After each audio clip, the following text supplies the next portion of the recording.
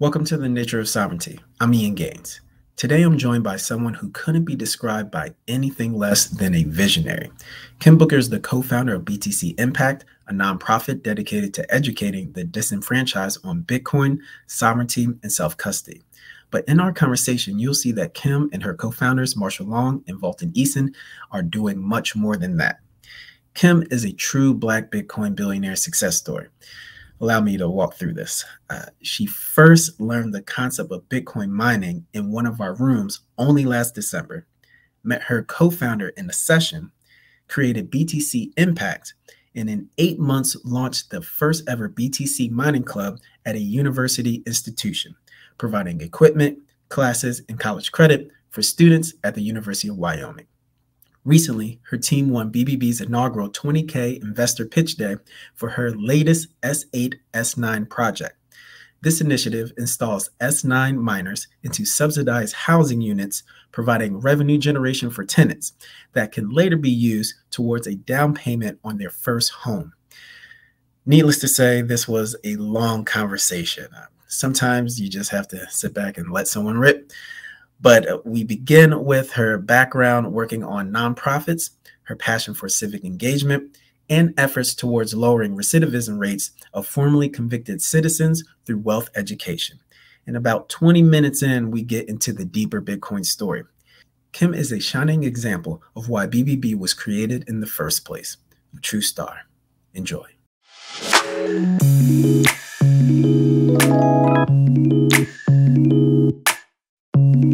Welcome to another episode of Nature of Sovereignty. It's my pleasure to have Kim Booker, who is the co-founder of BTC Impact, which has been doing amazing things in the Bitcoin space. It's a pleasure to have you on. It is a pleasure to be here, Ian. Thank you so very much for having me. I certainly appreciate it. And I know it's been a minute. We've been trying to make this thing happen for a minute, but look at how the universe works, right? If we had did it earlier, we wouldn't have had the news we have today. Yes, it's divine intervention. Absolutely. So let's start back from the origins, because your story is a BBB success story, and we'll walk it all the way through to the demo day, what's happened in BTC mining. But you started on the BBB Clubhouse. Can you talk about what led you there and sort of insights you gained from there? Absolutely. I started in December 2020, I believe, and actually just wanted to get some more knowledge about cryptocurrencies, in particular Bitcoin. I'm an educator myself, so it was like I was addicted to learning the way that they were teaching. So that's what I was digging for real. And so I went from just being in the audience listening to being in the audience, being brave enough to ask questions, to being, and then taking in my information and just not only asking questions, but learning how to answer questions. And the next thing you know, they modded me up one day and I was like, I like it up here.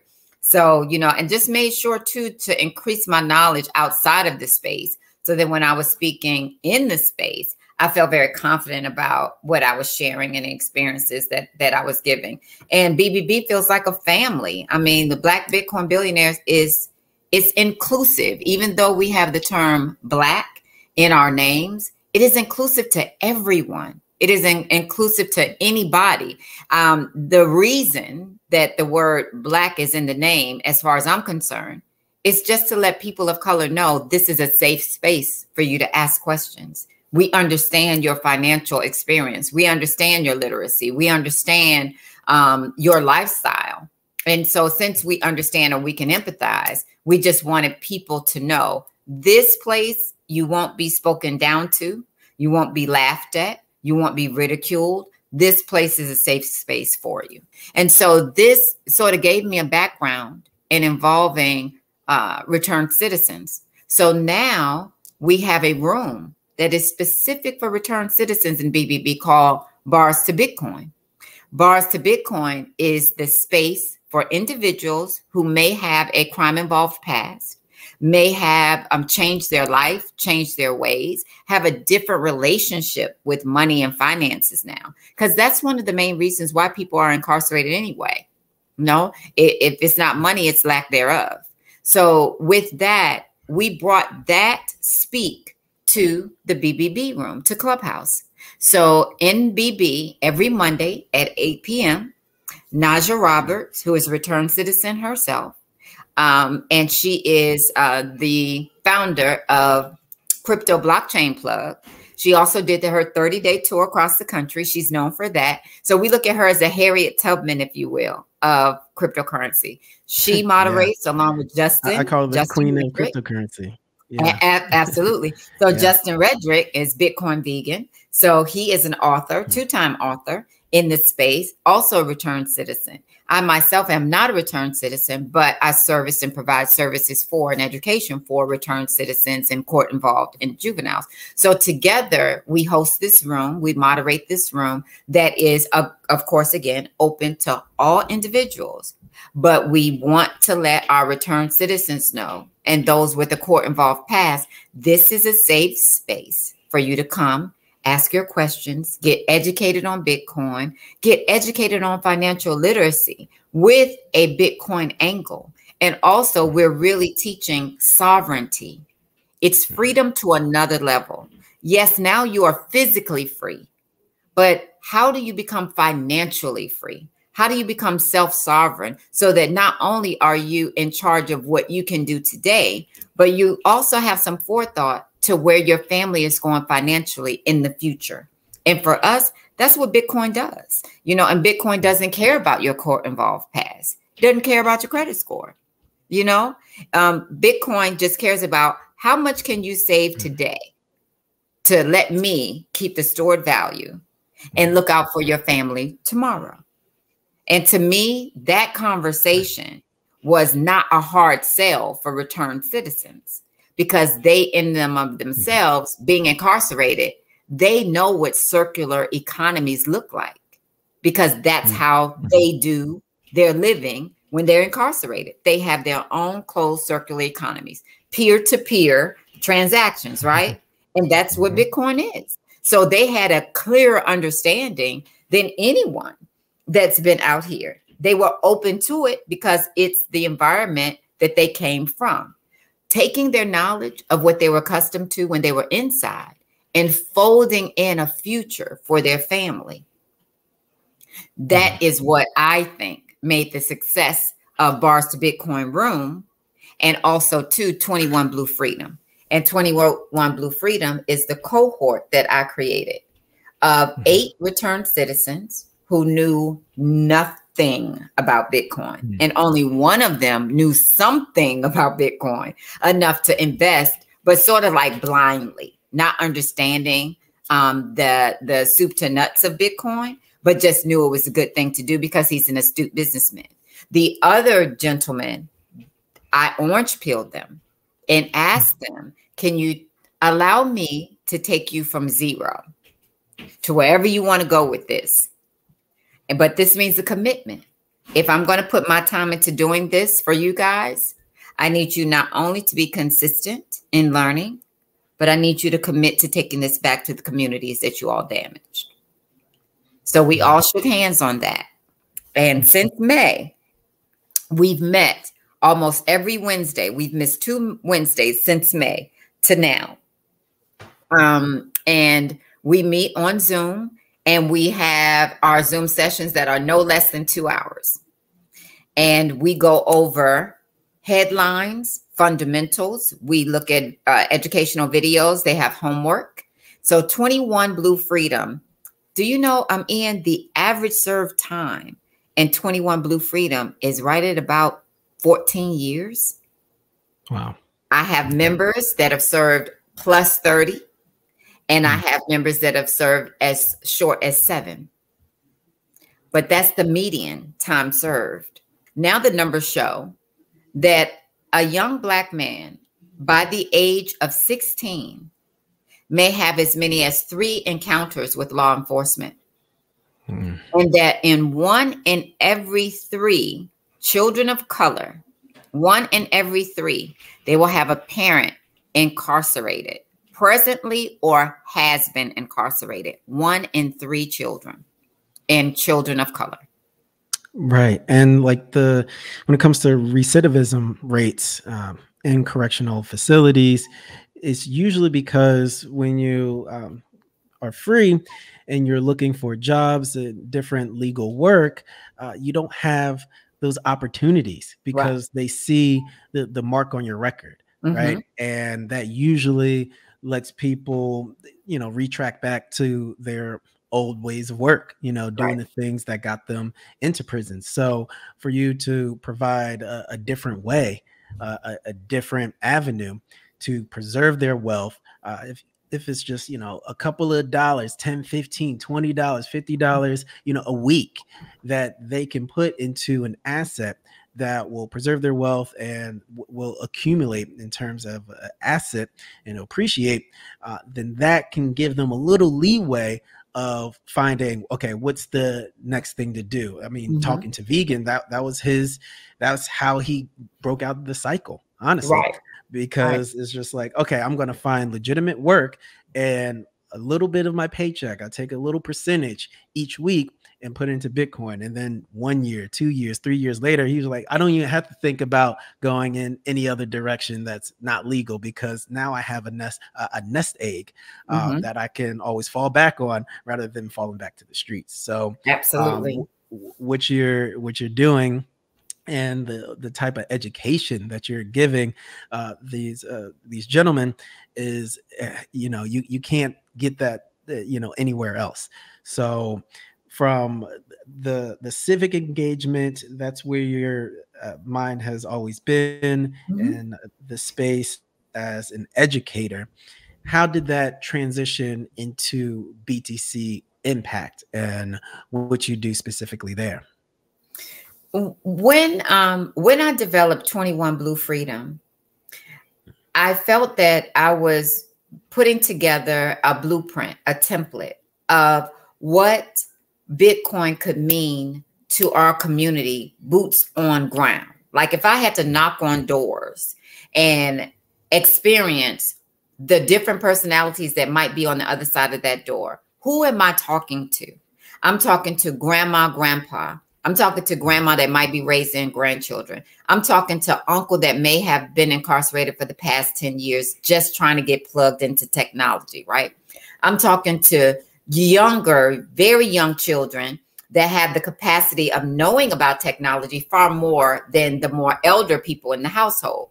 But they may not be looked upon as teachers of technology in their home, right? Because they're so young. But even though they may have the most experience with technology, they may be the ones that could really understand what I'm speaking of when I speak in terms of graphic cards and gaming, and I'm speaking in terms of different machines and digital money and digital currency. They get that simply because of their gaming exposure. So there's this cornucopia of people in each Black household. No Black household is the same. And I know that there is this school of thought in Bitcoin that Bitcoin fixes everything. You don't have to convince anybody of Bitcoin, or Bitcoin doesn't care. These catchphrases, they sound good in theory, but they don't translate to Black and brown communities. Right. You cannot tell someone that is barely making it, wanting to save, and every time they do save, they end up finding themselves have the pinch in that, in that piggy bank. Mm-hmm. You can't tell that person have fun staying poor. It does not translate. All the time. It does not. And these are different, these are different sayings, and these are different ideologies. I don't even want to say these are ideologies, right? I just want to say these are catchphrases that have come from the Bitcoin culture, Bitcoin maxis, Bitcoin devotionists. But the thing is they don't translate to our community. Correct. So since they don't translate to our community, how do we make the connection to our community? I'll tell you, 21 Blue Freedom, Ubeda, Todd, Brother Willie, Daniel, Oladari. These individuals have steadfastly changed the trajectory of their families' lives. And out of those 5 that I mentioned, 2 of them moderate the bars to Bitcoin room now. So now hear me. In May, they knew this. Today, they are moderating, not on stage, moderating. Now, do they have more knowledge to gain? Yes, they have more things that they need to learn about this space. But are they knowledgeable enough? Absolutely. They're knowledgeable enough to orange peel their family. And as their family's being orange peel, they're learning more to fill in. So what I decided was, okay, there's a gap in how we relate as people that might be educated in Bitcoin to those who are not. And we can't drag the slogans from other demographics into our demographic. Some of those slogans are insulting. Some of those slogans are demeaning, and some of them lack empathy. And I noticed that there was these catchphrases and these taglines that no matter what room you went into, you'd hear them over and over again. And it's almost like there's this belief system in Bitcoin that doesn't include us. And that caused me to think, but Bitcoin was built to be inclusive. It was built to be me to you. It was built to be transparent, immutable. So where does this segregation, right? Where does this segregation in language come from? Because if the thing that we are on requires all of us, the blockchain requires all of us. The blockchain, its hash rate requires all of us. Anyone who's plugged in to get plugged in and let's go. But when you tell someone, have fun staying poor, it sounds cute unless you're speaking to a poor person, unless you're speaking to someone that's underemployed, unless you're speaking to someone who's underpaid, unless you're speaking to someone who's facing eviction. Have fun staying poor. It's more than an insult. It could come to those ears as confirmation that not only should you accept where you are, but why don't you make light and pleasantries of it, since that's where you are. And I think that slogan, it does not bear to mind that as we're teaching, that there's no room for those types of familiar taglines. Even that one, Bitcoin fixes it. Bitcoin fixes everything. You know, there's people that like to lean on that one. Bitcoin fixes everything. Yeah. If I don't have food on my table, if I can't pay for rent, my kids are going to school. Yeah. I'm hungry. Exactly. Can it fix that today? Am I hungry? Exactly. Yeah. And so some would say, well, we didn't mean anything that extreme.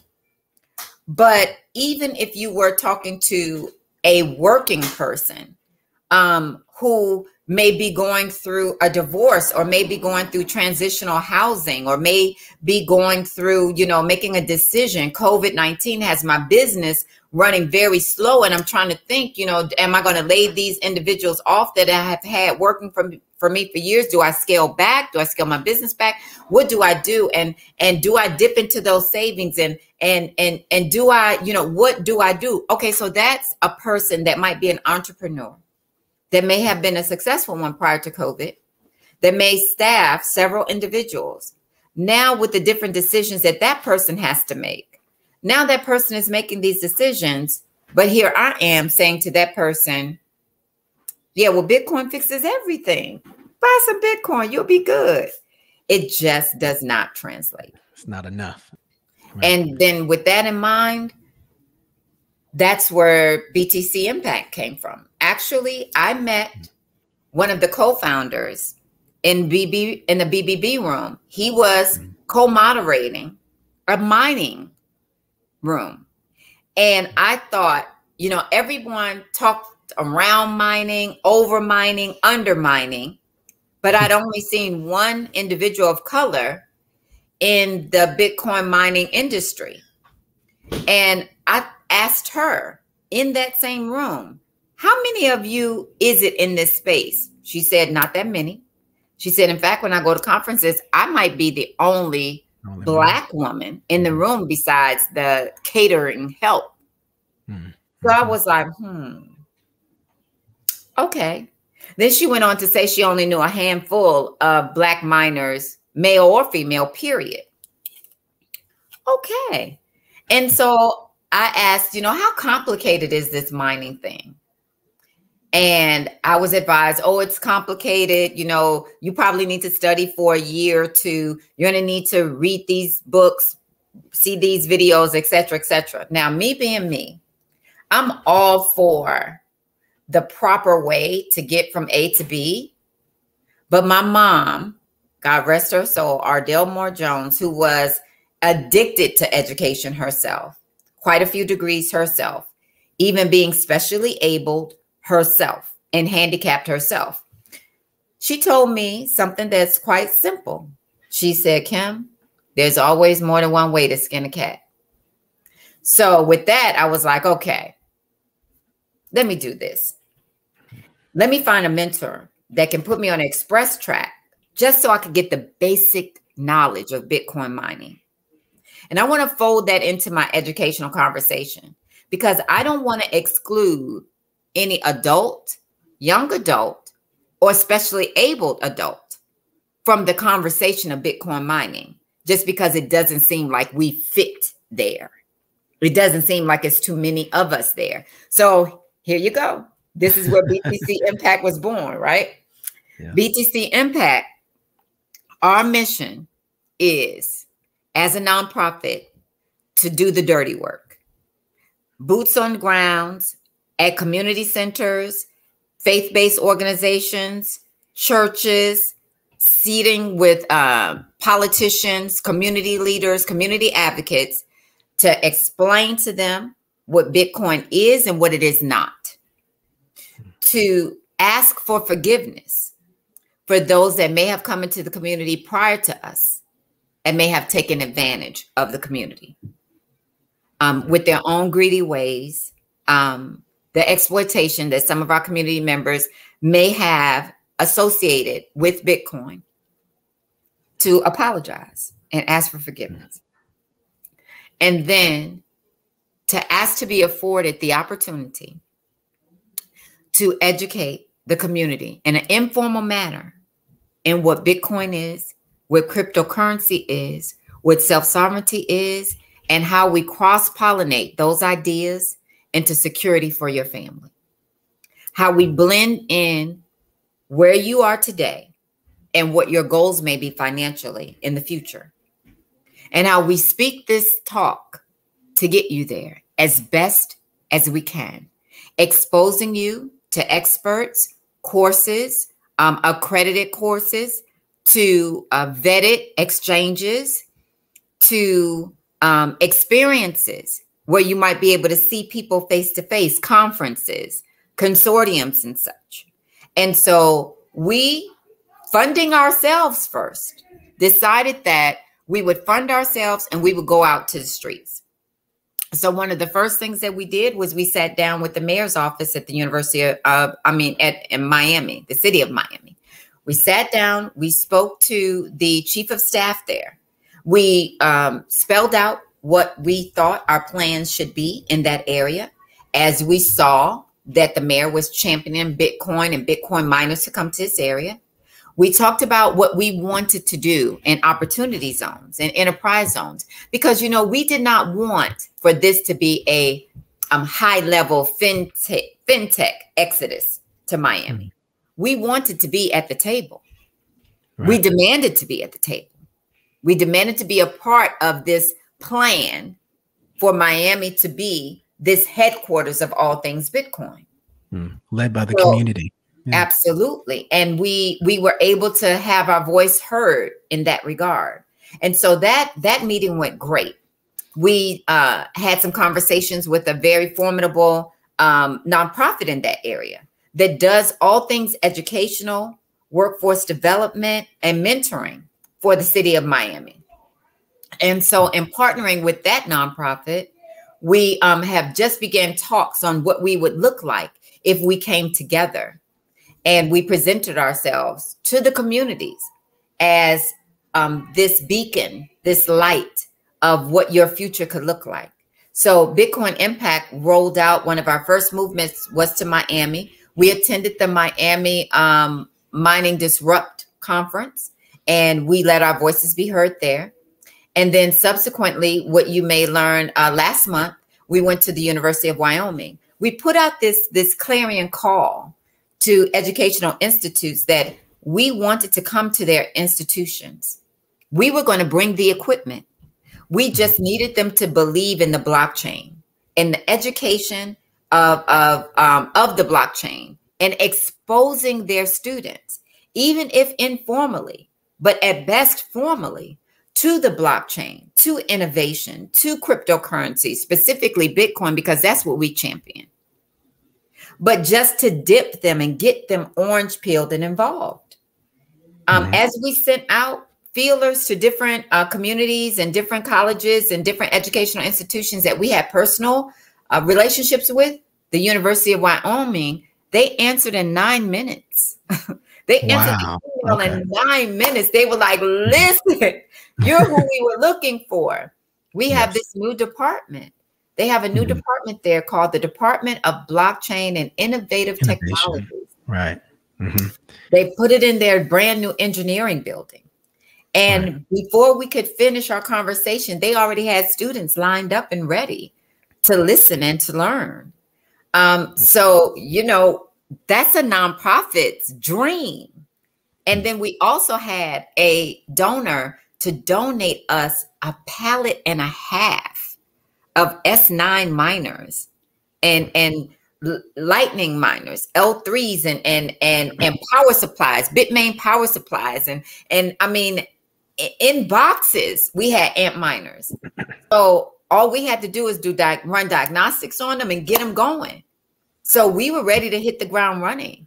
So next thing you know, I'm in Wyoming and attending their summit, their whackathon. That's what they call it, the Wyoming whackathon. And with that, we made even more connections. And let's stay there at University of Wyoming, because that was big news when that dropped. Because I know they have the Center for Blockchain and Innovation. University of Wyoming has been at the forefront of blockchain and Bitcoin innovation. So it's not surprising that they were the ones that got back to you so quickly. And I know there's a Bitcoin mining club where I think the students, they can receive even college credit, right, to learn how to mine on a technical basis, mechanically, just working with the actual miners. And you were essential in pushing that club forward and providing the equipment. So could you talk about that program and how that's been growing? Absolutely. So actually, one of the other co-founders, Marshall Long, and be sure to follow him on Twitter. He's OG BTC. So number one, we asked for space. Number two, we asked that the expensive power be handled by the institution. And then number three, we asked that it have a community angle. So if a student or a community member just wants to come and see, touch, feel, they're allowed to. If they want to know more about Bitcoin, they can reach out to us. We did not want this to be in a vacuum and coveted just by that School of Engineering or just by that department. And by doing that, and by University of Wyoming signing on for that, there's also the split in revenue, right? Where does this Bitcoin go once it's live? So we actually do a split with the educational institution. We're providing the equipment, we provide the maintenance, we stand it up, and we provide the initial education. So we're orange peeling these students and orange peeling staff. We set up the equipment and diagnose the equipment, and we get them up live and running. And then that Bitcoin starts, right? And we even, we even have the digital wallet set up for them, and the split is in place. So everything is transparent because it's on the blockchain. So they can see, and that's part of the students' learnings. So we had the students get their hands dirty. with doing some of the diagnostics too, setting things up, cleaning them off, securing the space. And the University of Wyoming gave us a beautiful lab. They gave us a beautiful lab to start this, right? So I was ecstatic. Valton was ecstatic. So Valton and myself, we taught and orange peeled the students and got them understanding some of the terminology and technology and the missions that this mining club was going to do. And that we learned we were the first to ever do this at any college campus and provide curriculum as well as formal credits for it.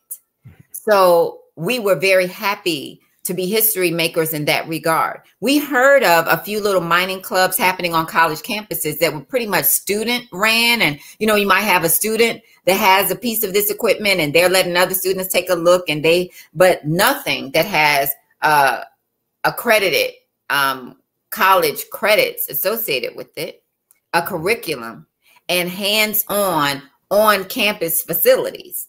So for us, that was a beautiful, beautiful thing. And what I start to say is this lab that they gave us, where we set this up, I mean, I adored it. It was crispy clean, and it was beautiful, and it's glass and it's see-through.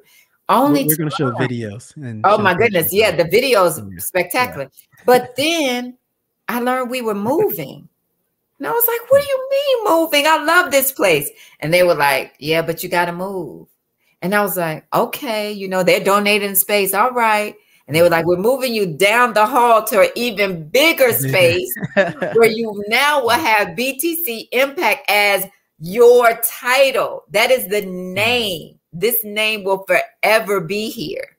And if you guys get sponsors, they will be right underneath your name, and we will not ever change this. So this will be the BTC Impact Mining Club space, officially and permanently. Wow. Oh my gosh. Who would know that a Black woman leading this company will be at the forefront of Bitcoin mining at universities? And I got to say this. That's something. That's powerful. It is with equal sweat. Valton Eason right there. Marshall Long right there. And Marshall even, you know, we got half of our miners up and running. They were going. Even another company, I think it's BitDeer. I think that's their name. Okay. They donated a piece as well. They donated an S19 Pro, and they had their Bitcoin miners from China to come and deliver it. And we added that onto our whole cachet, if you will, of this club. And it was just, I don't know, it was just so cool. And, you know, and here's what I learned. When I walked in the door, the students weren't expecting anyone that looked like me. Even when they met me, they came to the hotel to meet me. I remember the professor, Professor Lupien, looking around because he's on the phone with Marshall saying, you know, where is she? Where is she? Yeah, and I could see him looking for me. I could hear his voice looking for me. And I could hear Marshall like describing what I looked like. And he was like, oh, there she is. And for me, it meant that for young brown and Black young adults, and in particularly young Black and brown and even impoverished white kids could say, I don't have to be from Silicon Valley. I don't have to be Yale educated, or, you know, I can come from a community college and I can enter this space. Right. Or I could just have a passion for it and I can enter this space, and I don't have to look like what they think I should look like. I can enter this space, and I'm still learning. You know, Valton's still learning. I think Marshall's threshold for learning is, you know, way up there, but he says new things happen in this space all the time. So to me, the door's open now, and every college campus that we go to, that's the understanding. If a person from the community wants to come in and see what this looks like and wants to learn, you've got to give them a chair. So. So that's a amazing story, from the origins to where you started and where you are now, building out this BTC mining club at a university. Mhm. You have set the precedent, right? And other people will be following your roadmap. So are you thinking about spreading that same initiative to other universities and just growing the mining project? Mhm. So I'm a HBCU lover. Norfolk State Spartans, they took me in, they folded me in. Ooh. That's where I got my college education.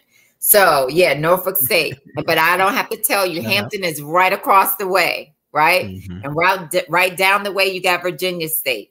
And then right across from there, you got Howard, and then you got Howard, Morgan. yep. And then if I go south, I go to Morehouse, I go to Spelman, and Mhm. Tennessee. And, so without a doubt, it is our heart's passion to get to HBCUs. When we put out that call, I was hoping an HBCU would call first, because we had all made an agreement. Whoever answers first, that's where we're going. But right now, I got some inquiries from Howard University, which is right up the street from where I stay. I bounce between Virginia and Maryland, and Prince George's County and Maryland, which I love my county. Howard University is called. We've had some inquiries from the city of Huntington, Alabama, Birmingham, Alabama, Richmond, Virginia. So we are bouncing around. Detroit, Michigan. There is 2 locations, one in Milwaukee that is interested. Miami has already had us at the table. So some of these talks are in further phases from others, but I'm telling you, just the thought of, I think that's when I'm really going to cry. Just the beginning. Yeah, when I see, when I can look in their faces and see myself from 30 years ago, like I was you. and just open to whatever the new technology was even then, right?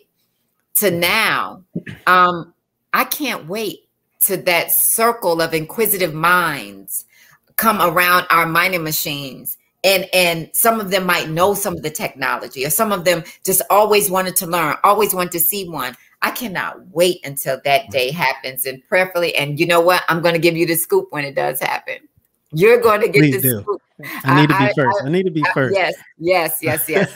I mean, as this grows, as the Bitcoin industry grows, there's no doubt in my mind that every university is going to have a blockchain major, a Bitcoin major, a mining class. That as it grows and becomes more a part of our day-to-day lives, there's going to be more kids who want to be part of this industry.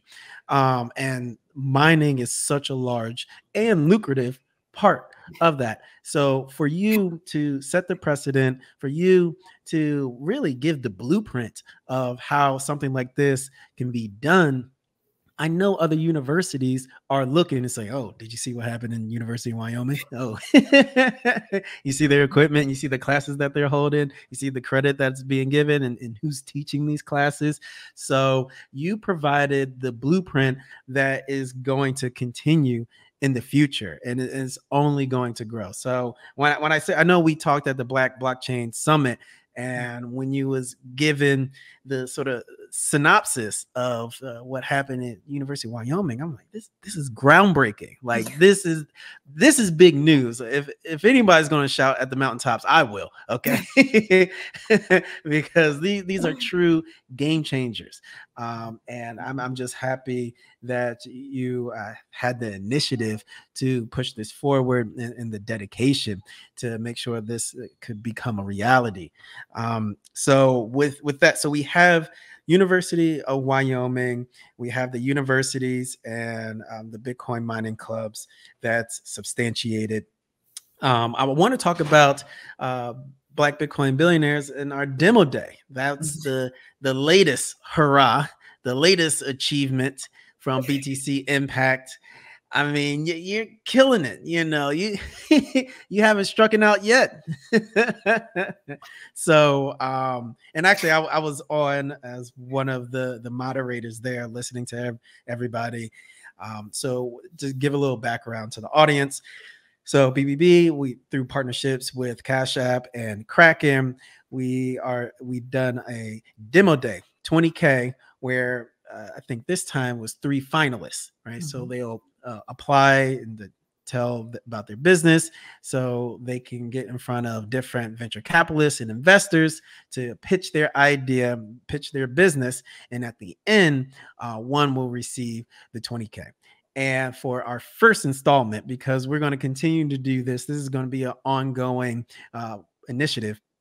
But for the first one, our inaugural winner is BTC Impact.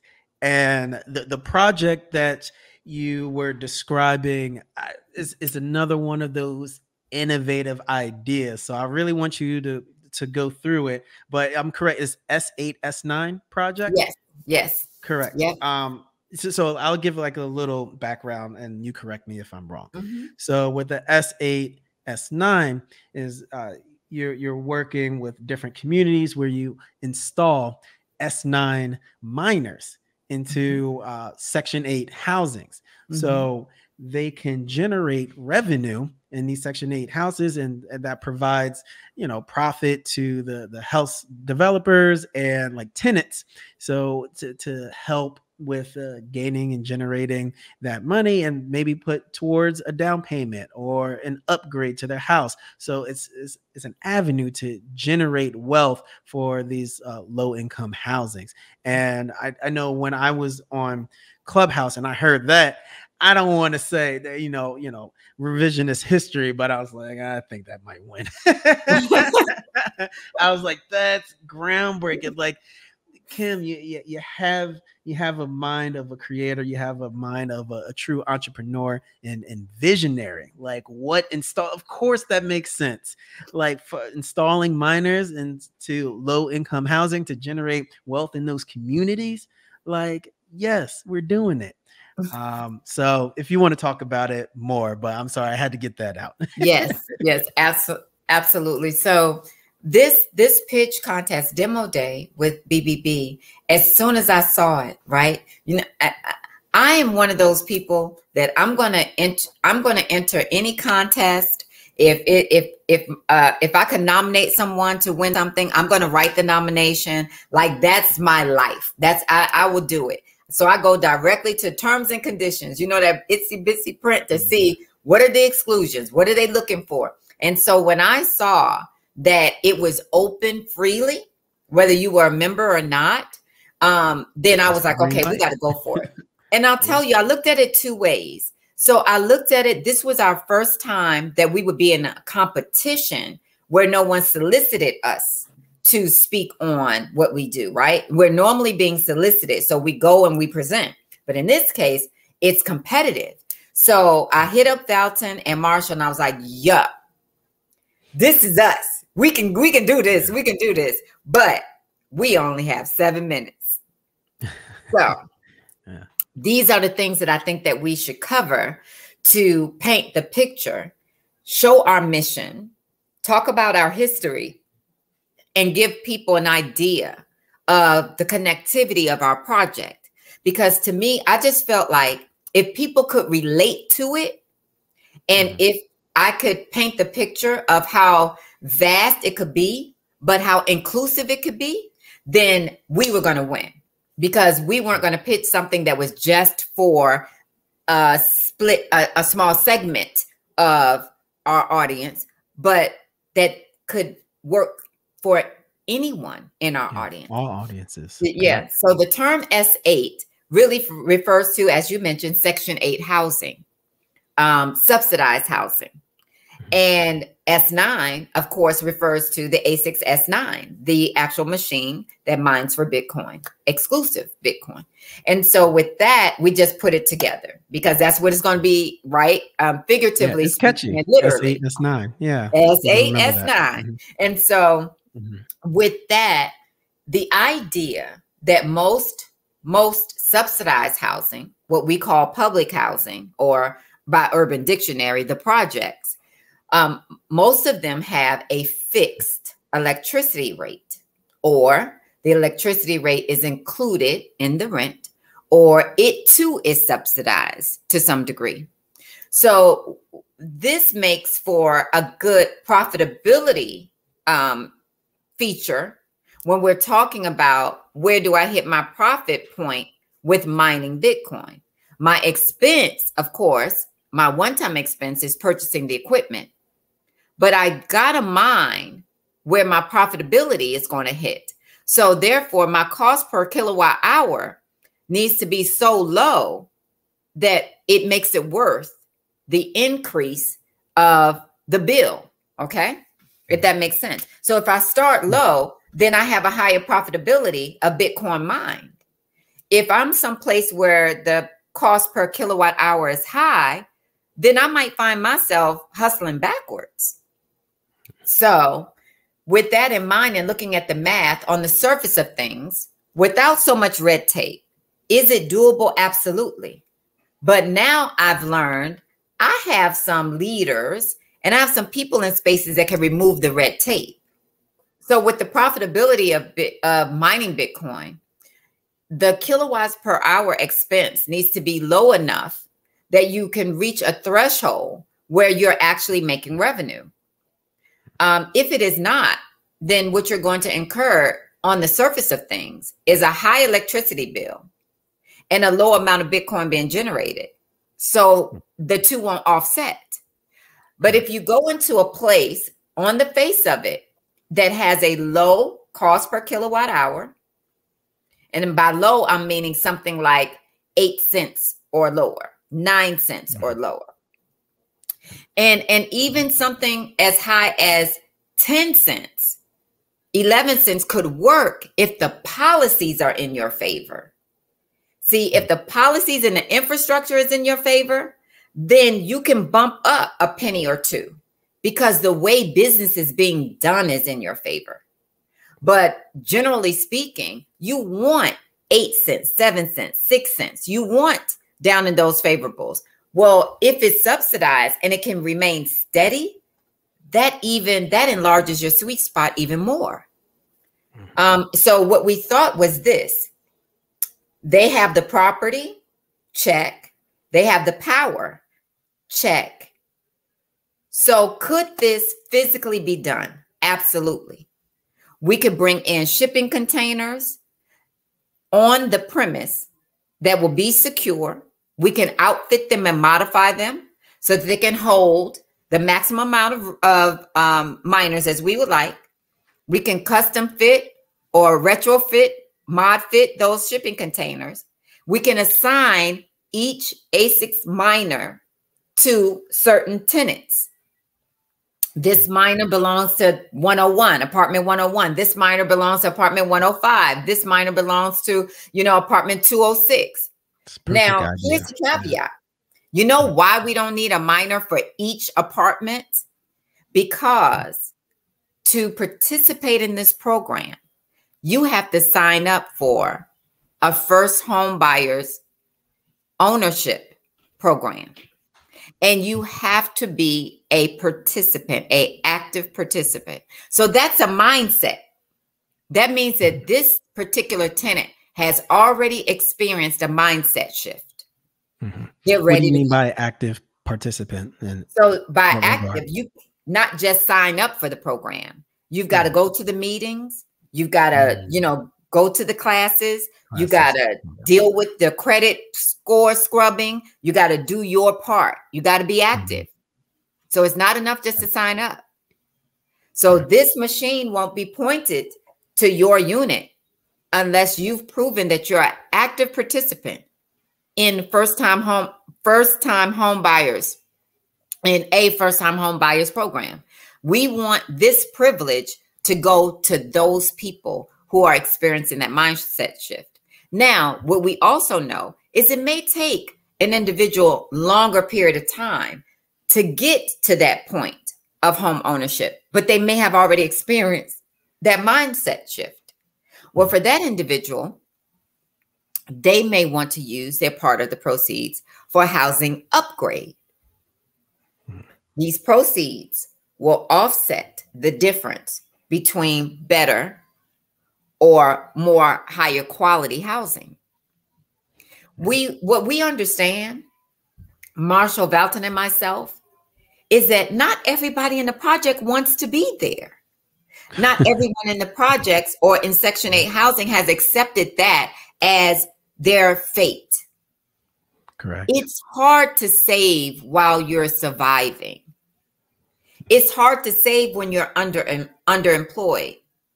Hell, it's hard to dream when you're scraping pennies and quarters together. So what we figure is Bitcoin Impact. That's the problem that it'll solve. We will mine Bitcoin and we will do a split between the Housing Development Authority or the Housing Development Department, our organization, and the tenant. It is our hopes that that machine will mine for that tenant for 18 months. And it will collect their share in a digital wallet that they will not have access to for 18 months. No. Now, our organization and the authority that oversees the property, we will get our splits monthly. That helps us continue these programs in different areas. That helps us expand. That helps us buy more equipment. That helps us solicit more equipment. All of that. What the housing authority or the housing department does with their share, we'd hope, is upgrade their housing. We'd hope that they would be able to fund more programs, more diverse home ownership programs for their tenants.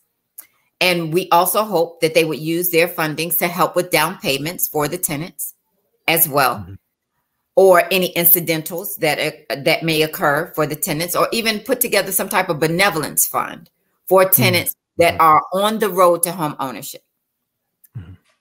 For the tenant, that 18 months accumulation of Bitcoin serves as their down payment for their home. Yeah. It serves as their upgrade money.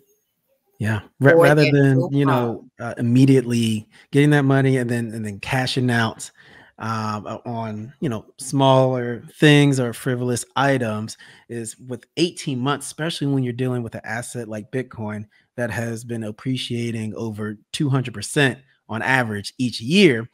Over that 18 months, you say it's 60K now, 18 months later, it might be 150K, right? And then they'll go through their own Bitcoin education just through that, saying like, whoa, what is this asset? I forgot about it. I know it was generating Bitcoin, but I've doubled, tripled my money within this time allotted. Like, what is this asset?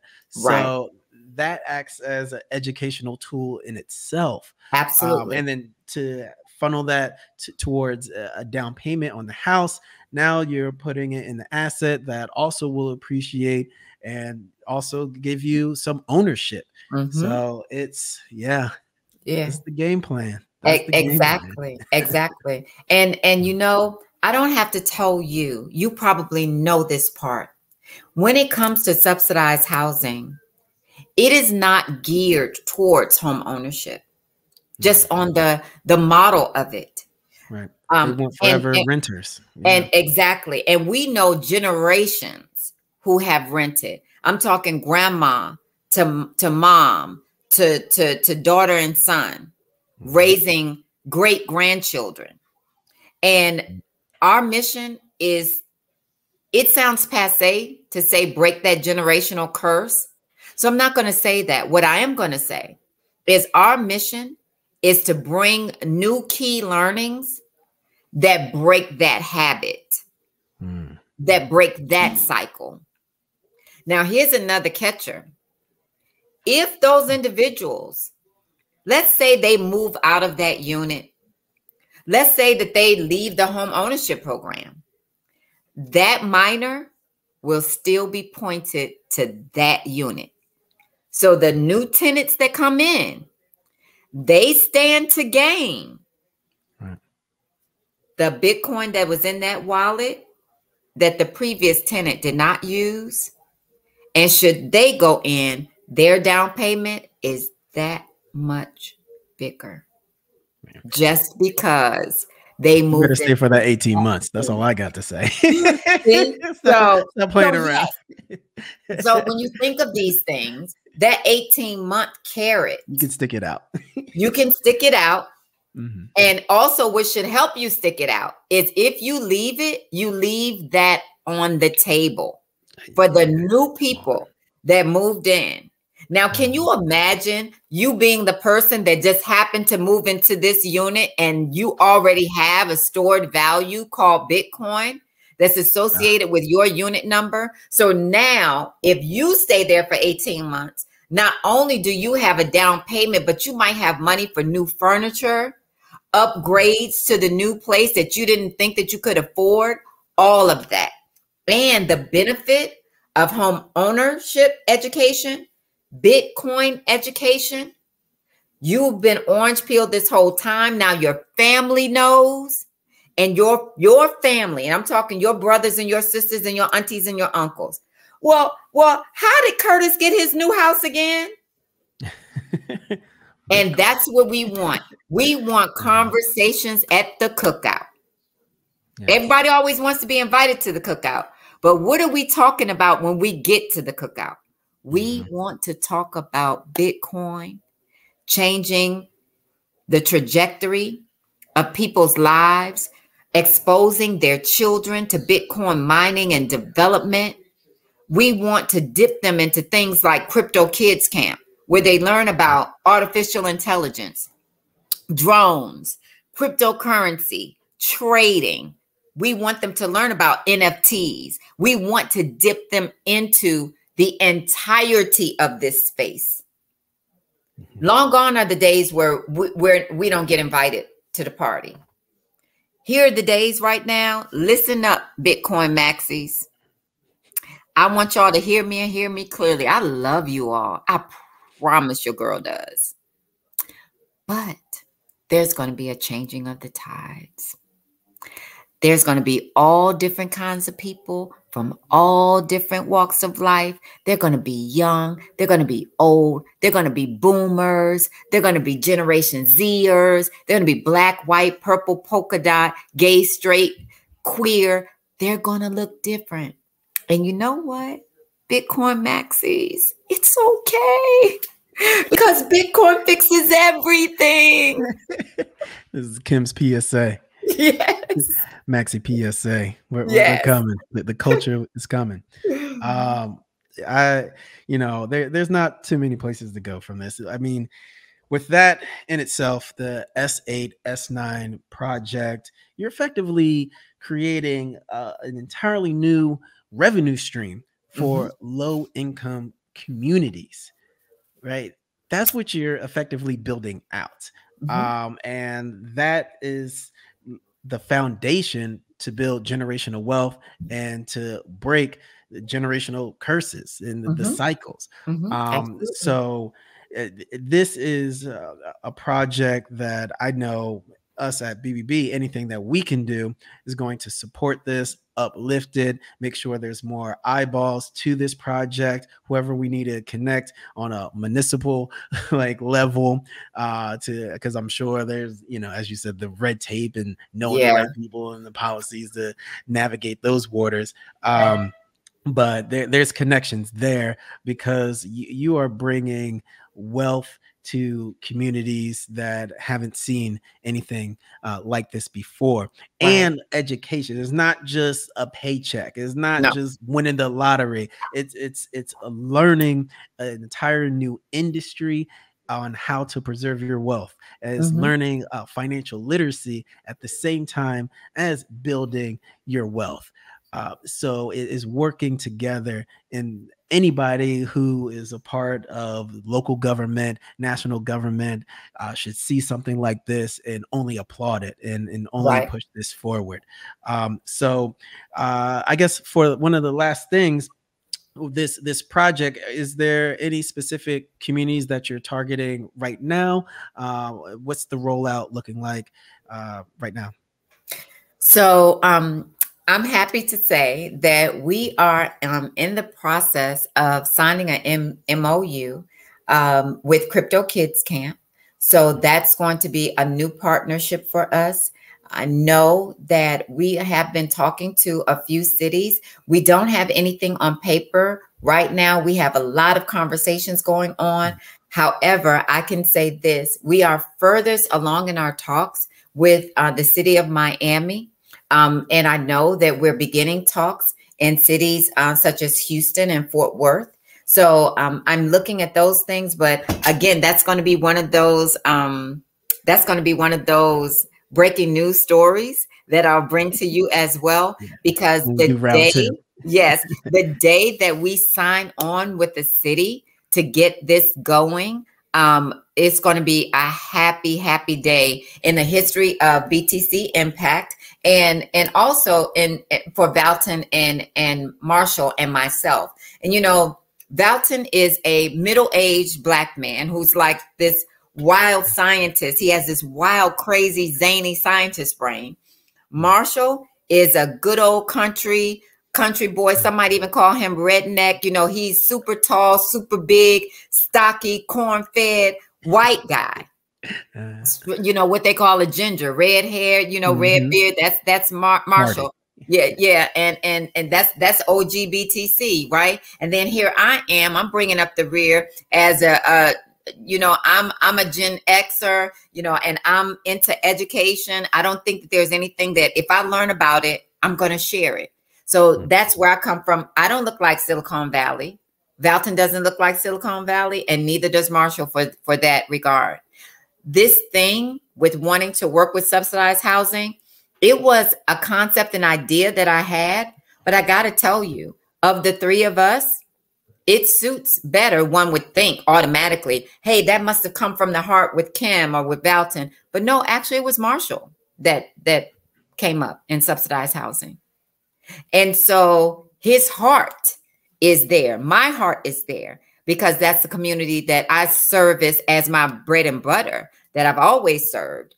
And for Valton, he's a staunch advocate. So we don't really even call ourselves Bitcoin educators. We call ourselves Bitcoin activists, you know, and that's somewhat of a different take because we're bringing the education, but there's a purpose why we're bringing the education. We're not bringing it just for people to make smarter moves. We're bringing it to cause a seismic shift in the community and to be that voice for the voiceless, you know, the unbanked, those that have been defrauded, those that have been scammed. So we're holding our fists up. And we're saying, you know, this is going to be your key to freedom, your key to sovereignty. You just might not know it, but let me break this down to you so that you do. That's the only way mass adoption is going to happen. I don't even know how people think that mass adoption is going to happen if we go around and above certain segments of our population. No, everyone has to be included for mass adoption to work and stay strong. Nothing is going to happen. More and more miners are going to come to the blockchain. More and more people are going to want to grab hold of this stored asset that we call Bitcoin. We're watching large houses, financial houses come this way. We're watching large institutions make waves in this space because they have investors that are pushing them to say, I want in this Bitcoin thing and I want in it now. So, and we're making sure that our community is not left behind in that. Yeah. And that's the most important. And we're doing it in a loud way. You know, we're not trying to be politically correct. We don't care about being nice. You know, if we don't care about getting on your schedule or your itinerary. We'll come to your office and just knock on the door and say, is he here? But is he here though? Hello. Oh, you said that I'm not on. Nope, I'm not. But is he here though? Yeah. You know, is she here? You got 5 minutes? You got 10? Yep, you got 5 minutes because I have the dopest elevator speech. And as much as you hear me talk right now, I'm talking because you're my friend and you're, you know, my friend and BBB and what we're doing. You are a part of this movement. But I have the dopest 60-second elevator speech that'll leave you asking me, what? What'd you just say? You know, so to me, that's important to be respectful, but also to be forceful about the mission. Yeah. to get it done. Well, Kim, you already know I'm an absolute fan, and anything that you do in this space, I'm here to support it. I know it's going to be successful. Just how you and your team has operated in this short amount of time, it shows that you guys are true innovators, true visionaries in this space that's creating real change, and especially to communities who are often overlooked. Right. With the University of Wyoming and expanding that to other universities, I have no doubt that's going to happen and continue.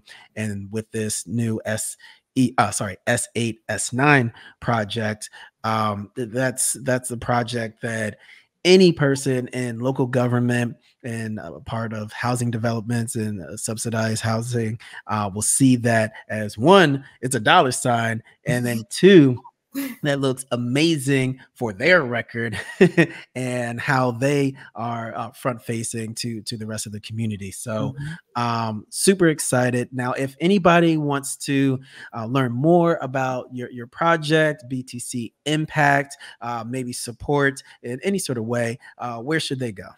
Okay, so you guys see my t-shirt? I'm so proud of my t-shirt. Yes. Are you selling those? No, actually, extra mediums. Actually, we're not selling them as of yet, but I'll certainly get you one. I will certainly get you one. So you can follow us on Twitter. We are Bitcoin Give Back on Twitter. Bitcoin Give Back. So you can follow us on Twitter. You also can go to our website.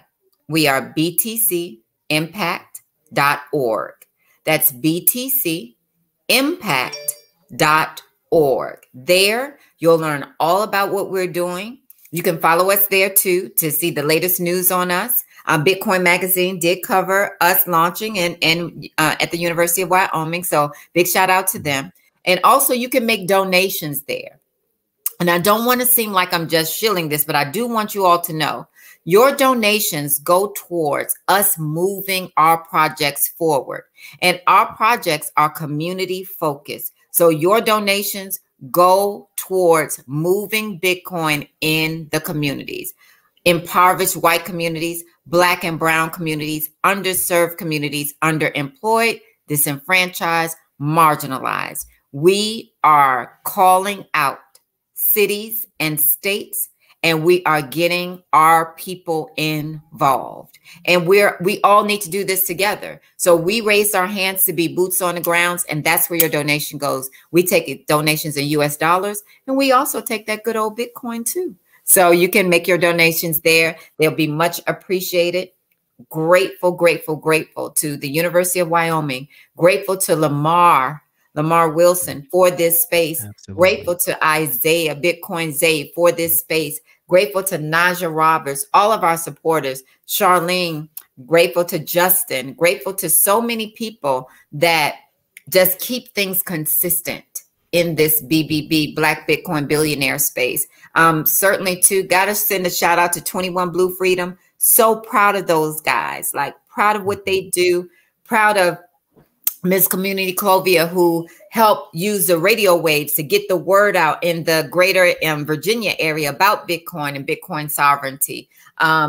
Just grateful for all of those supporters, for you and this platform that you have here to bring forth this news to our people. So I tell you, I stand in gratitude. I thank the Most High. I thank the Most High. Always, always. Well, all I ask is when this becomes a national program, just introduce me to the president. Okay. I might even come in as one of the servers, I'll give the hors d'oeuvres, as long as I'm in the room and I can take a picture with a staff member, I'm good. I'm easy. So, yeah, definitely. Well, I know that we're all wanting generational wealth. We're all wanting to be stable financially for our children. That's what pushed me in this space. I needed to make up time for my kids, for the legacy that I saw in my mind that I wanted to leave for them. My daughter, Taylor, and my son, Aaron, and my grandson, Amir, they pushed me.